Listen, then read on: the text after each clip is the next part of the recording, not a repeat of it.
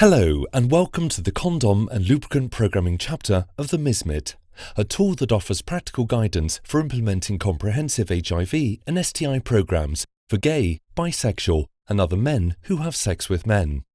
This training is brought to you by MSMGF, the Global Forum on Men who have sex with men and HIV. This third module is titled Other Program Considerations, Lubricants, Special Populations, and Monitoring and Evaluation.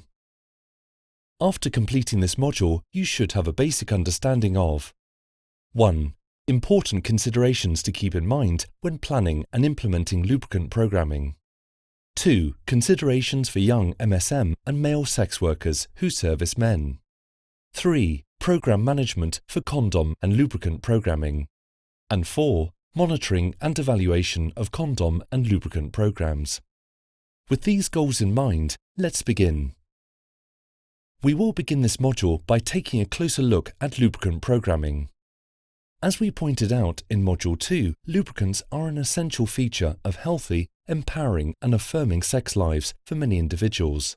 They also significantly reduce the chance of condom breakage during anal sex, which is one of the main reasons they're so integral to HIV and STI prevention. While many countries have been running condom programs for a long time, lubricant is unfortunately often left out. The primary reason for this is that lubricants are commonly associated with anal sex between men and are therefore highly stigmatized. This means that in many contexts, in order to implement a lubricant program, advocacy is required to reduce stigma. In addition to increased risk for condom breakage, failing to provide lubricants can pose another danger as well.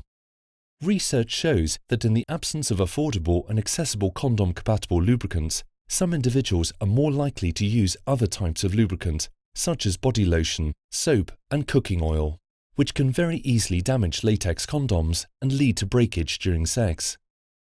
In order to prevent this, it is imperative that condom-compatible lubricants go together with condoms in every aspect of program planning and facilitation. Lubricants should be made available in tubes, sachets, or other convenient packages according to the preference of the community in that locality and in accordance with WHO recommendations. Listed here is an overview of lubricant programming opportunities. Very broadly, they include 1. Advocating for increased lubricant availability. 2. Increasing the accessibility of safe, condom-compatible lubricants. And 3. Educating MSM and providers regarding lubricant use.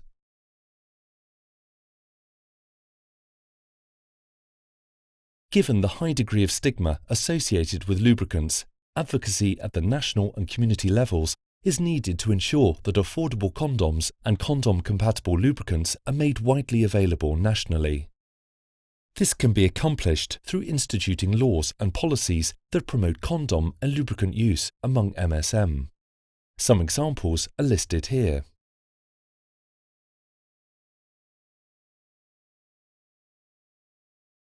Changing policy is not a simple task.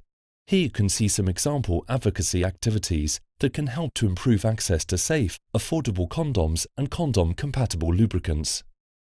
Effective lubricant advocacy involves removing the stigma around lubricant use and asserting the need for lubricants as a critical component of risk reduction for HIV and other STIs, and of pleasurable, healthy sex in general, not just for anal sex.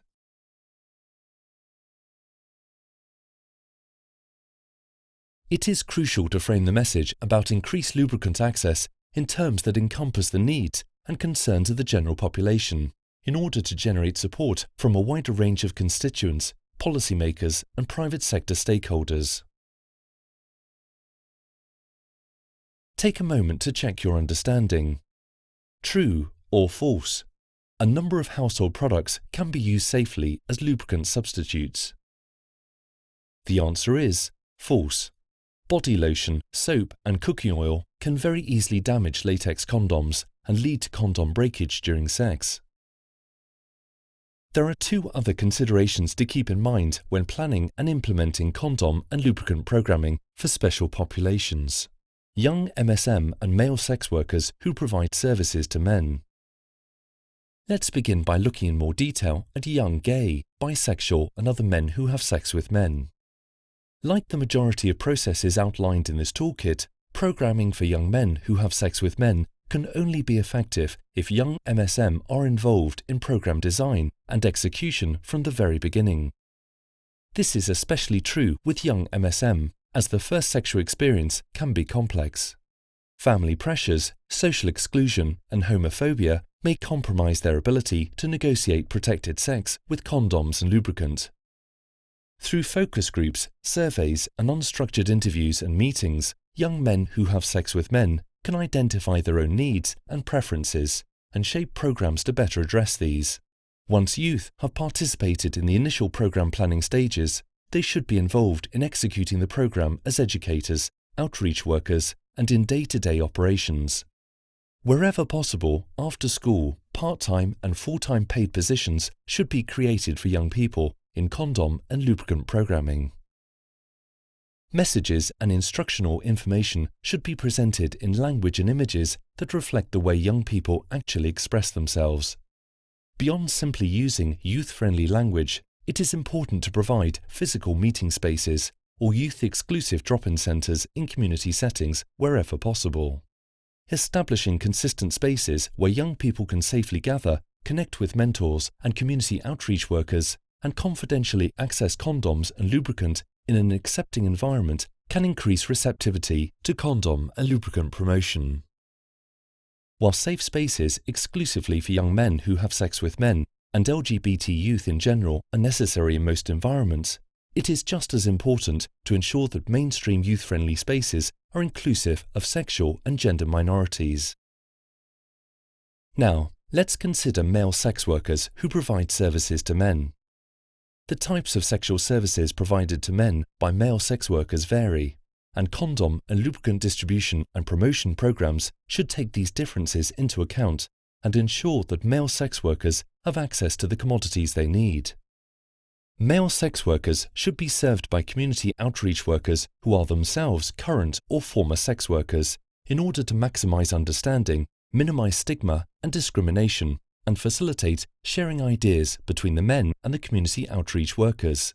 Community outreach workers should discuss relevant topics with male sex workers, such as how to negotiate condom and lubricant use with clients, and how to make condom and lubricant use seem sexy.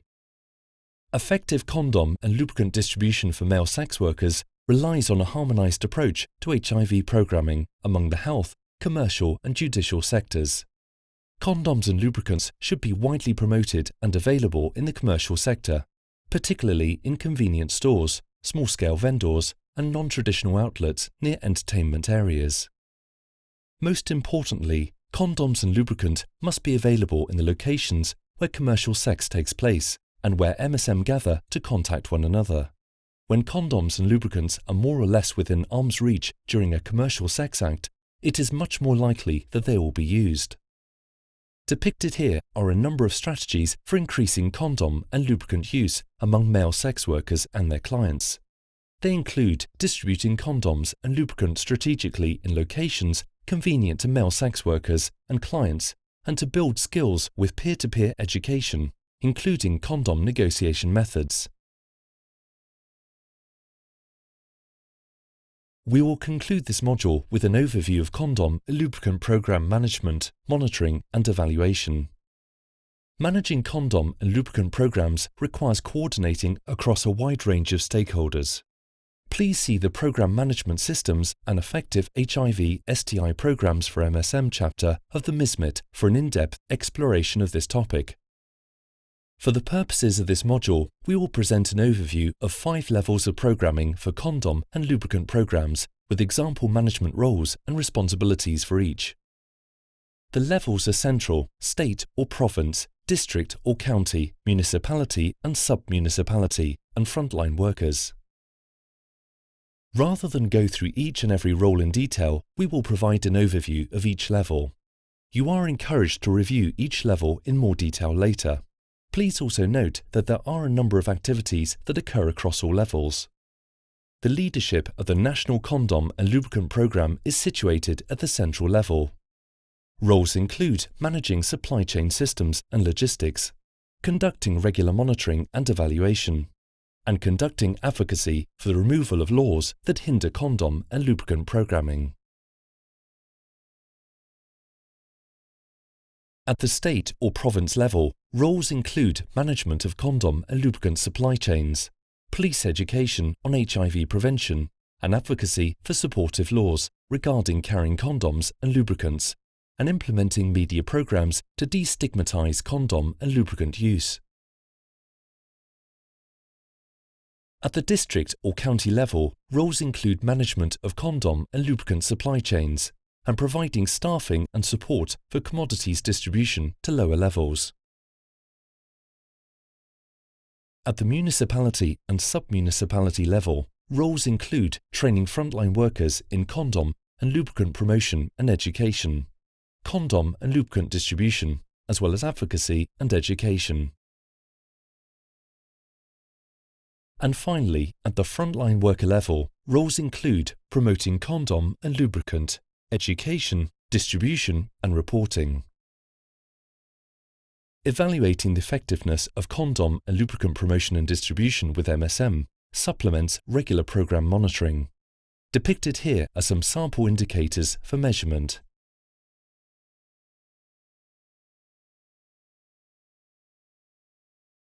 Evaluation helps to ascertain whether programs have effectively changed condom and lubricant use by men who have sex with men. Some examples are listed here. While a variety of evaluation methodologies and tools may be used, the most common include routine collection of condom and lubricant distribution and sales data, behavioral surveillance surveys, condom and lubricant coverage surveys, and process evaluations using routine monitoring data. We will not go into much more detail here, as monitoring and evaluation is covered in great depth in the Program Management Systems and Effective HIV/STI Programs for MSM chapter of the MSMIT. Please refer to it for more information on program monitoring and evaluation. Before moving on, please consider the questions presented in this self-check and assess your understanding of the information presented in this module. This fifth module brings us to the end of the Condom and Lubricant Programming chapter of the MSMIT. To review, this module has presented important considerations for lubricant programming and programming among with young MSM and male sex workers who service men. It also presented condom and lubricant program management, monitoring and evaluation. Congratulations, you made it! We encourage you to continue learning and explore the other chapters in this tool.